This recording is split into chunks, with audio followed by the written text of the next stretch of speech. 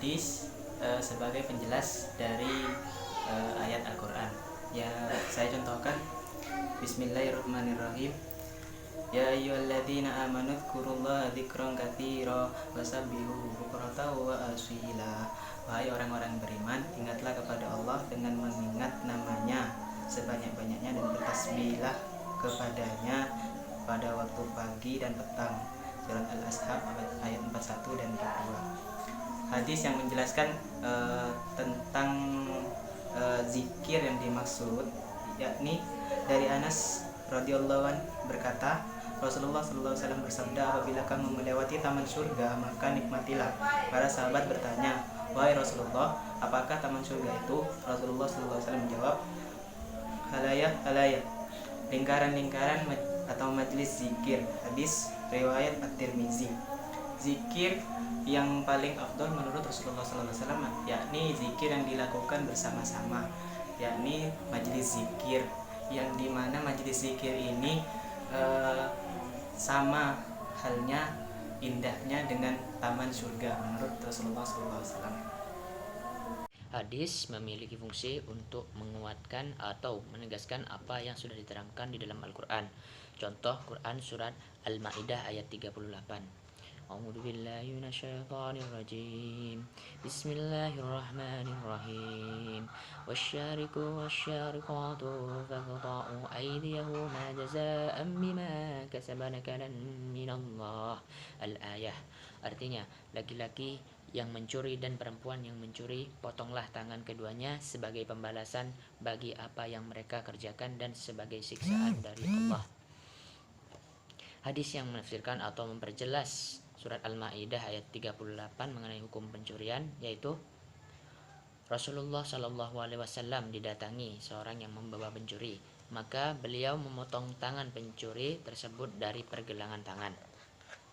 Hadis tersebut sebagai penjelas dalam Al-Quran. Allah memerintahkan hukum bagi seorang pencuri dengan memotong tangannya. Ayat ini masih bersifat umum. Kemudian Nabi Muhammad SAW memberikan batasan atau penjelasan bahwa yang dipotong dari pergelangan tangan.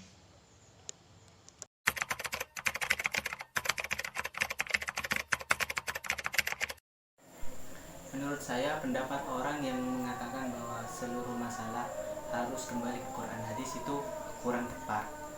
Quran hadis ini sifatnya masih universal atau menyeluruh, yakni dimana untuk memahaminya kita harus memiliki ilmu yang tinggi. Untuk itu kita tidak perlu terlalu jauh ke Quran hadis untuk menyelesaikan sebuah masalah. Kita bisa dengan menggunakan ijma ulama, qiyas dan pendapat-pendapat para ulama atau ustadz-ustadz yang kini banyak merambah di dunia media sosial. Pendapat-pendapat tersebut tentunya telah berpedoman pada Quran hadis yang tentunya disampaikan secara sederhana, dan kita sebagai orang awam yang tidak terlalu memiliki ilmu yang tinggi dapat mendapatkan jawaban dari permasalahan yang kita alami. Sikap kembali kepada Al-Quran dan Sunnah saja dalam memutuskan perkara atau permasalahan yang diperselisihkan itu tidak sepenuhnya tepat. Kenapa? Karena tidak semua permasalahan kita kembalikan kepada Al-Quran dan hadis saja, karena ada 4 tingkatan sumber hukum di dalam Islam. Yang pertama Al-Quran, kedua hadis, ketiga ijma, dan keempat qiyas.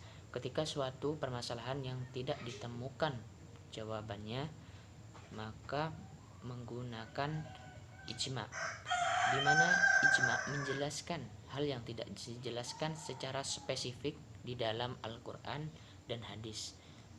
Jika di dalam ijma tidak ditemukan juga jawaban atas suatu permasalahan, maka kita menggunakan qiyas.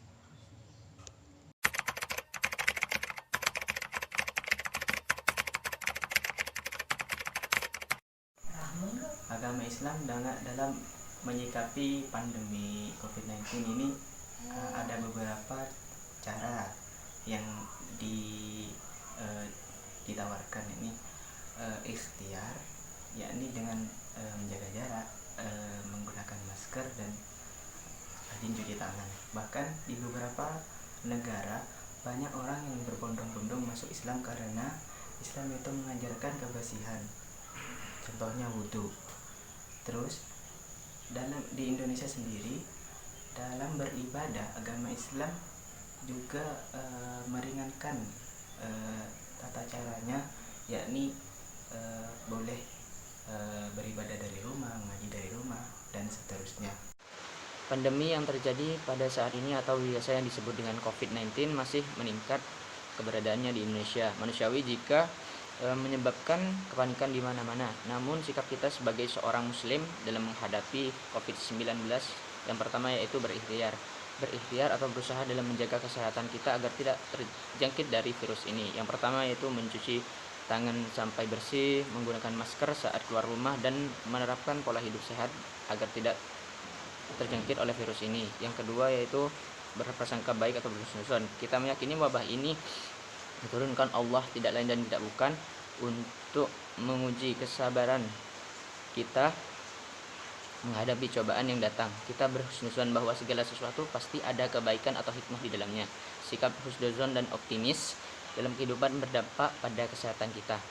Yang ketiga yaitu bersabar dan bertawakal. Dalam menghadapi COVID-19, seorang muslim harus bersabar dalam menghadapi ujian dari Allah dan senantiasa mohon ampunan kepadanya atas dosa yang kita lakukan, memperbanyak ibadah dan beramar ma'ruf nahi mungkar. Tak ada tempat kembali kita kecuali Allah, dan memasrahkan diri kita kepada Allah Subhanahu wa taala juga melakukan usaha dengan menjaga kesehatan kita.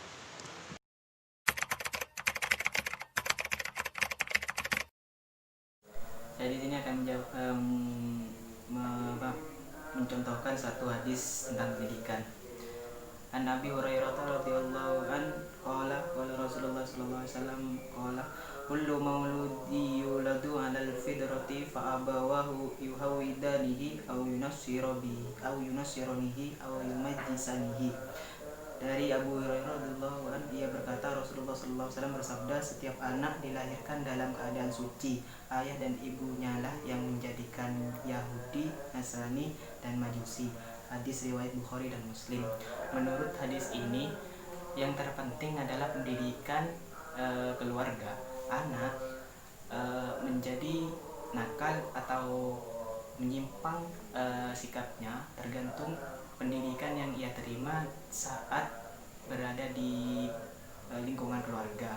Nah, lingkungan keluarga itulah yang pertama kali membuat anak tersebut menjadi anak yang soleh atau yang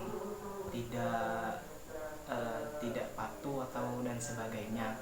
Maka disitulah pentingnya pendidikan keluarga untuk anak.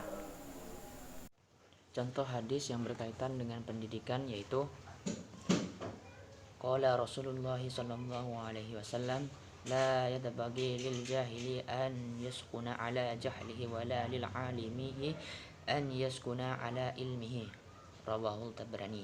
Yang artinya Rasulullah sallallahu alaihi wasallam bersabda, tidak pantas bagi orang yang bodoh itu mendiamkan kebodohannya, dan tidak pantas pula orang yang berilmu mendiamkan ilmunya.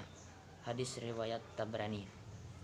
Yang benar-benar musuh kita ialah kebodohan. Oleh karena itu, kebodohan harus kita perangi. Nabi dan Rasul memerintahkan umatnya agar senantiasa menuntut ilmu sepanjang hidupnya agar tidak menjadi manusia yang bodoh. Namun pula ketika kita menjadi manusia yang berilmu, agar senantiasa rendah hati, menjauhkan diri dari sikap takabur, dan jangan lupa diamalkan dan juga disebarluaskan, karena sebaik-baiknya ilmu yaitu ilmu yang bermanfaat bagi orang lain, bukan hanya diri kita sendiri.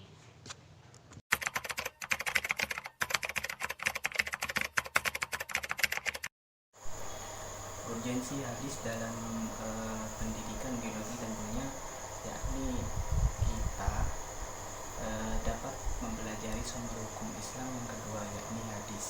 Setelah Al-Quran, hadis juga memperinci beberapa penjelasan dari Al-Quran yang ada kaitannya dengan biologi yang dimana penjelasan tersebut terlalu umum dan sulit untuk dicerna.